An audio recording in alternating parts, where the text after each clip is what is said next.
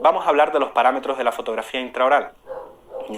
La fotografía intraoral, como les decía, vamos a cerrar ese diafragma hasta donde podamos, siempre intentando evitar el efecto de la difracción que se consigue cuando cerramos del todo el diafragma. La potencia del flash va a ser exactamente la misma que el resto, excepto porque hay veces que en las fotografías intraorales sí tenemos que matizar un poquito la intensidad. Ya conocemos cómo tenemos que modificar nuestras potencias, nuestro flash para corregir estas exposiciones. ¿Cuál es el punto de enfoque que nos interese? Les dejo 2 segunditos para que piensen. Sí, el colmillo. El colmillo nos permite, o el canino, nos permite que el canino obviamente esté enfocado, porque el plano de enfoque se va a colocar en esa posición, y nos permite ver enfocado la parte anterior, laterales y centrales, y en cierta medida todos los planos posteriores. Estos son los parámetros que utilizaremos en nuestra cámara. ¿Cómo vamos a manejar los tejidos? ¿Cómo vamos a sacar las fotografías dentro de la boca de los pacientes? ¿Bien? Para eso utilizamos retractores, contrastadores, elementos que poco a poco iremos presentando e iremos explicando su uso, que créanme, facilita mucho nuestra labor, ¿bien? Y no son especialmente difíciles de manejar. Incluso le diré algunos trucos para que los pacientes puedan manejar esa situación, no les moleste, incluso sean participativos a la hora de tomar la fotografía. Aquí tienen ejemplos de fotografías intraorales que hacemos habitualmente en la consulta. En este caso podemos hacer fotografías intraorales funcionales. Tenemos una fotografía máxima intercupidación donde es evidente una sobremordida en este paciente. Tenemos un borde a borde y tenemos las lateralidades derecha e izquierda. Nos permiten hacer un estudio estático de la función.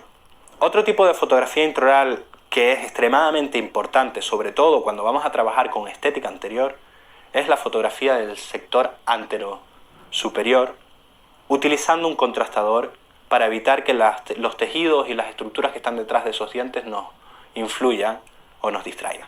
Es una fotografía intraoral, por lo tanto hay muy poco cambio en nuestra configuración en nuestra cámara, simplemente nos retiraremos un poco para poder englobar toda la arcada superior. Más fotografías intraorales, fotografías laterales. Las fotografías laterales nos permiten identificar, entre otras cosas, pues la clase molar, ¿bien? Y patologías vestibulares que puedan encontrarse en cada uno de los sectores posteriores. ¿Qué parámetros vamos a utilizar en nuestras fotografías laterales? Obviamente vamos a utilizar mismo diafragma, misma potencia de flash, pero en este caso el punto de enfoque es distinto. Vamos a utilizar el premolar, como bien señalamos en la diapositiva. ¿Qué maneras tenemos de sacar nuestra fotografía? Bien, pues es evidente que vamos a necesitar el uso de un retractor. El retractor nos sirve, bien, para retraer tejidos y poder observarlos de manera correcta y poder realizar las fotografías cómodamente. Mi recomendación es que el retractor sea utilizado por parte del propio paciente. Les podemos ayudar a introducirlo en la boca, pero que él sea el que mantiene su mano, el retractor, porque de esa manera no vamos a producir daño, porque él puede controlar exactamente y le va a dar más seguridad que si nosotros tiramos de él. Muy bien, podemos hacer fotografías con el retractor, ¿bien? Y hacer fotografías directas a las superficies laterales, esas fotografías intraorales directas. Por otro lado, también podemos utilizar un espejo que nos permitirá, en la gran mayoría de los casos, si lo utilizamos de manera correcta, observar mejor las zonas posteriores y mantener una proporción adecuada. Los usos de los espejos son complicados. Los espejos se empañan, el espejo se mancha, el espejo se salpica. ¿Cómo podemos evitar que los espejos nos hagan estos tropiezos que pueden hacer tediosa la toma de fotografías o ineficiente? El primer consejo que les doy es que guarden los espejos en un sitio caliente. ¿Qué sitios calientes tenemos en la consulta? Mi recomendación es sobre el autoclave, sobre una nevera. Si no tenemos sitios calientes, podemos emplear agua caliente, del propio grifo hasta calentarla. Podemos emplear una manta eléctrica. De esta manera, al no haber contraste entre la temperatura del espejo con la temperatura del cuerpo, no se va a producir ese vaho, esa neblina que nos va a impedir que la reflexión sea adecuada. Otro consejo que les doy es no soplar. Al soplar corremos el riesgo de salpicar. Es cierto que soplar nos permite quitar el vaho, pero es cierto también que es un arma de doble filo y nos puede hacer que nos salpique la saliva que hay en el resto de la boca y que nos impida tomar una imagen con calidad.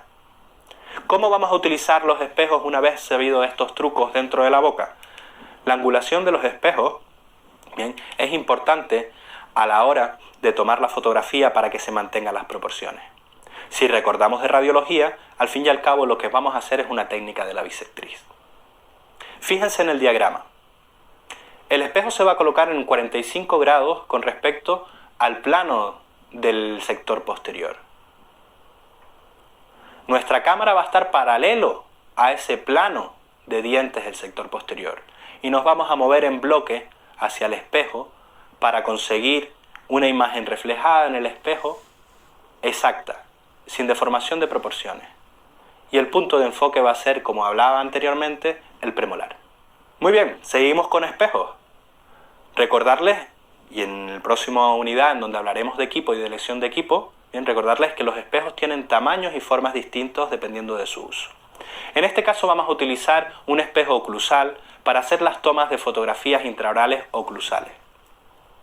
Es cierto que es posible en determinados pacientes conseguir una fotografía oclusal relativamente decente, sin no muchas aberraciones, sobre todo en pacientes que puedan tener una gran apertura bucal.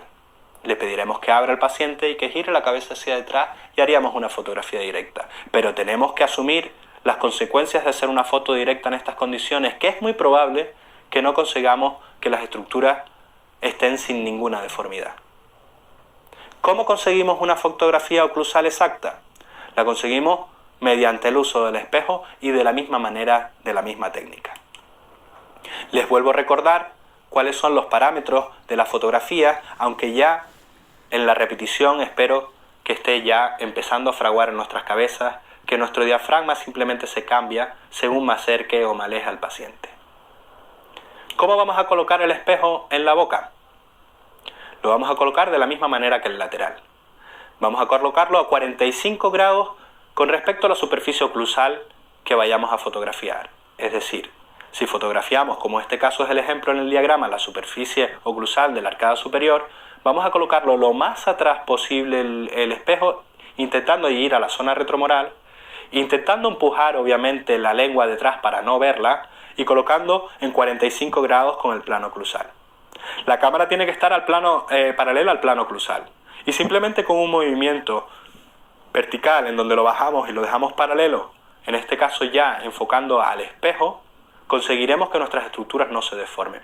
Creo que la imagen es muy representativa y es muy didáctica a la hora de ejecutar esta fotografía. ¿Cuál va a ser nuestro plano de enfoque? En este caso volvemos otra vez a buscar un plano medio que sería nuestro premolar. ¿Qué más fotografías intraorales podemos hacer? Hay una fotografía que nos gusta o nos hacer a menudo, que es la fotografía de detalle oclusal.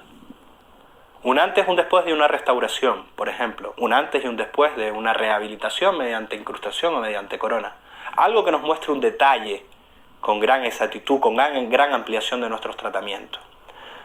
Para este tipo de fotografía también les recomiendo usar espejos, pero en este caso no es necesario utilizar un espejo oclusal cuando vamos a sacar parcialmente parte de una superficie oclusal, de un molar, de dos molares, de un premolar, sino utilizar estos espejos que utilizamos laterales, que son considerablemente más estrechos y más fáciles de manejar y menos voluminosos a la hora de colocarlos dentro de la boca del paciente.